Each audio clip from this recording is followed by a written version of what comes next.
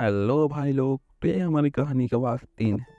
अगर आप लोगों ने इसके पिछले भागों को नहीं देखा तो जाकर देख लीजिएगा, और यदि हमसे कहीं कोई गलती हो जाए तो क्षमा कीजिएगा। चलिए कहानी के इस भाग को शुरू करते हैं। तुम सबको जो काम दिया था वो हुआ या नहीं? उनमें से एक लड़के ने बोलना शुरू किया, जिसका नाम मोहन था। भाई, आप कुछ कहें और वो ना करे, ऐसा तो कभी हो ही नहीं सकता। उस बिल्डर की पूरी जन्म कुंडली आपके सामने है। ये कहते हुए उसने एक फाइल अरमान के तरफ बढ़ा दी। विकास ने उस फाइल को खोलकर देखना शुरू किया। मोहन इस दौरान सारी जानकारी बताने में बिजी था। भाई, ये रणदीप चौधरी 40 साल का एक मशहूर बिल्डर। तभी उसकी एक फोटो आगे करते हुए मोहन ने बोलना जारी रखा। 4 साल पहले मुंबई आया था, मुंबई जैसे शहर में राज करने। दुनिया की नजरों में एक बिल्डर, घर परिवार वाला आदमी, मुंबई का नामचीन हस्ती। इसकी फैमिली में इसकी बीवी है 35 साल की मनोरमा, 2 बच्चे आयन और कार्तिक। इसका इसका पिता है जो इसके साथ ही रहता है और इसके सारे काले कारनामों में बराबर साथ देता है। रेप, चोरी, ड्रग डीलिंग, शराब शबाब, हर काम में इसका साथ और हाथ पैर दोनों है। इसने राष्ट्र के अंकल से वो प्रॉपर्टी झूठ बोल के खरीदी है और वो यहाँ पर अपना शराब का कारोबार बढ़ाना चाहता है। परसों ये रजिस्ट्री ऑफिस जाने वाला है। 1 बजे आप कहें तो इसे रास्ते में ही उड़ा देते हैं ना रहेगा बास, ना बजेगी बांसुरी। विकास ने कुछ सोचते हुए बोला, इसके साथ मीटिंग फिक्स करो और तैयार रहो, कल हम इस बिल्डर से मिलने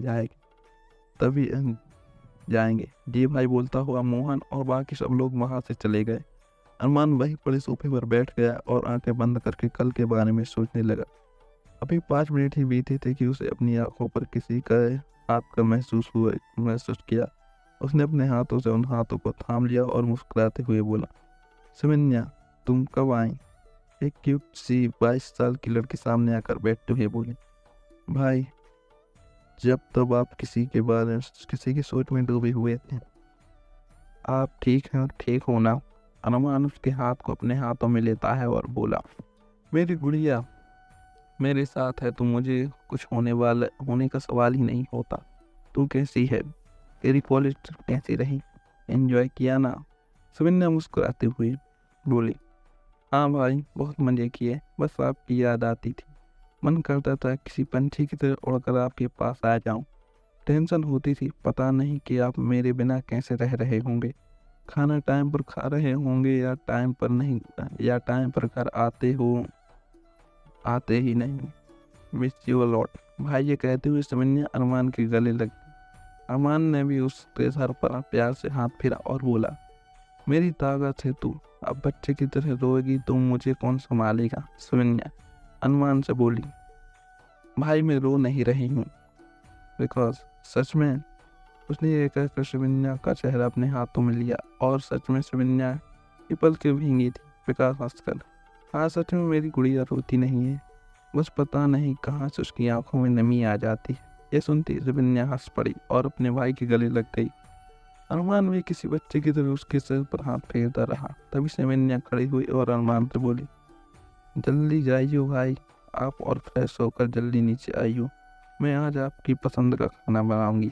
अरमान किसी बच्चे की तरह हाँ में सिर हिलाता है और अपने कमरे की तरफ बढ़ गया। दूसरी तरफ अनाया घर जाने से पहले एक आइसक्रीम पार्लर में गई और अपने भाई के फेवरेट आइसक्रीम पैक करवाई और घर आ गई। एक्टिवा पार्क करते ही वो मेन डोर की तरफ बढ़ी ही थी।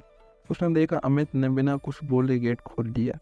उसके बिना बेल बजाए अमित बिना कुछ बोले मुस्कुराते हुए उसके गले लग गए। अमित, कांग्रेस दी, मैं बहुत खुश हूँ आपके लिए। अनाया हैरानी से उसकी तरफ देखती है। अमित अनाया को अंदर लाकर बैठाता है और बोलता है, अपूर्वा दी का फोन आया था, उन्होंने बताया था कि आज ऑफिस में क्या होगा। अनाया मन में सोचती है, ऐसा अपूर्वा की बच्ची ने सारे प्लान सत्यानाश कर दिया।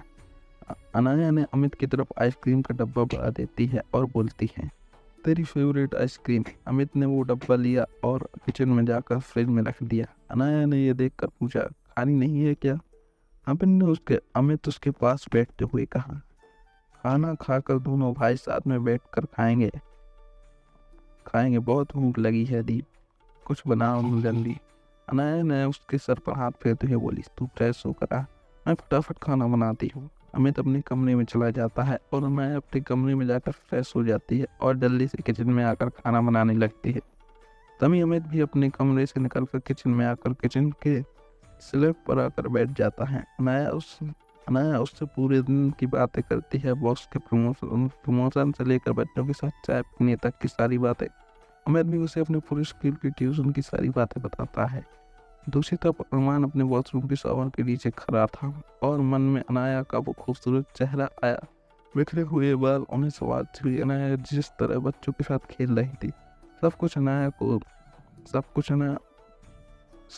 अनाया को उसे यूं देखना और फिर नजरें हटा लेना। पहली बार उसने किसी लड़की को इस तरह देखा था और पहली बार ही उसका दिल किसी लड़की को देखकर धड़का।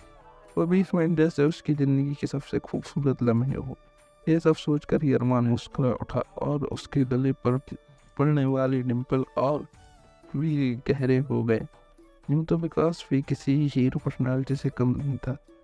6 फुट 4 इंच की हाइट, दूध जैसा गोरा रंग, पूरी बॉडी की बनावट, ऐसे किसी प्रोफेशनल मॉडल्स को ही ऐसे छोड़ दे।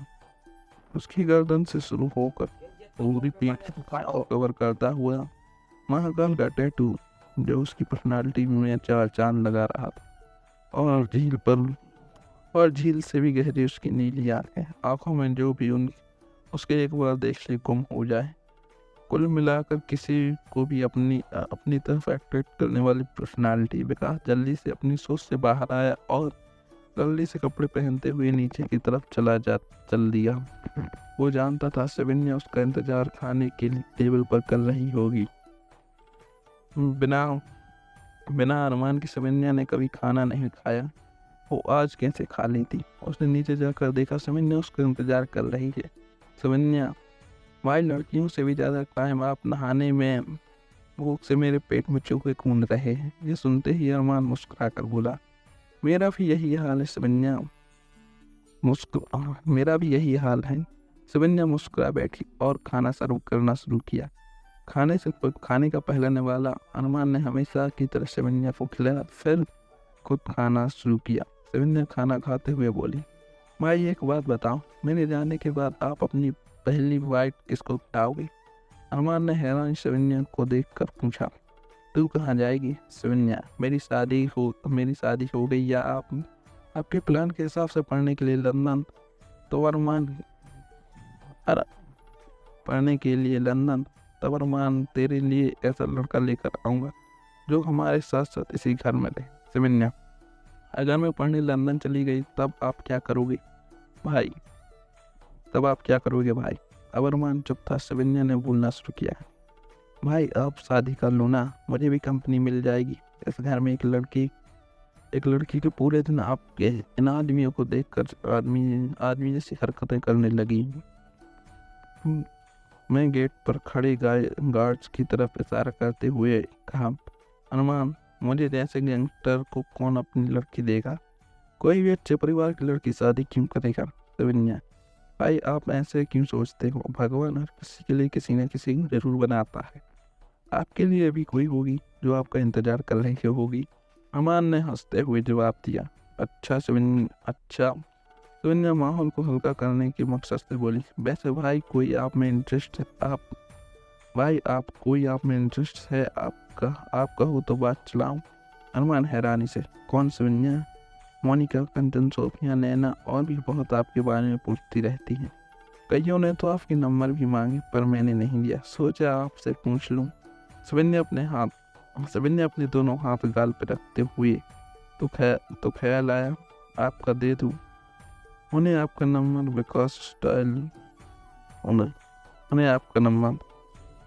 विकास स्टाइल से हाथ जोड़ते हुए बोला, नहीं मेरी माँ, ये सब मत करियो। इस बात पर सविन्या और विकास दोनों हंस पड़ते हैं। सविन्या और अरमान ने जल्दी ही अपना खाना खत्म किया और फिर सोफे पर आ बैठे और बातें करने लगी। सविन्या ने अपनी ट्रिप की सारी बातें बताने लगी, कहाँ घूमी, कहाँ रुके वो, वहाँ क्या क्या किया, क्या खाया, सब कुछ। तभी सामने की दीवार पर लगी घड़ी 10 बजने का शोर किया। यह देख अरमान और शबन्या सोने को कहा। वो शबन्या को उसके कमरे में छोड़ने आया और फिर अपनी कमरे की तरफ बढ़ा। अपने कमरे में आकर अरमान अपनी बालकनी में खड़ा हुआ और एक सिगरेट सुलगाई और आज जो भी कुछ हुआ उसके बारे में सोचने लगा। वो रणदीप चौधरी से मिलने में सोचकर रहस्यमय से मुस्कुरा उठा और फिर अपने बेड की तरफ सोने को चला गया। यहीं पर इस कहानी के भाग का अंत होता है। अगर आप लोगों को हमारी कहानी लग रही है तो वीडियो को लाइक करके चैनल को सब्सक्राइब कर लीजिए। मिलते हैं नेक्स्ट वीडियो में।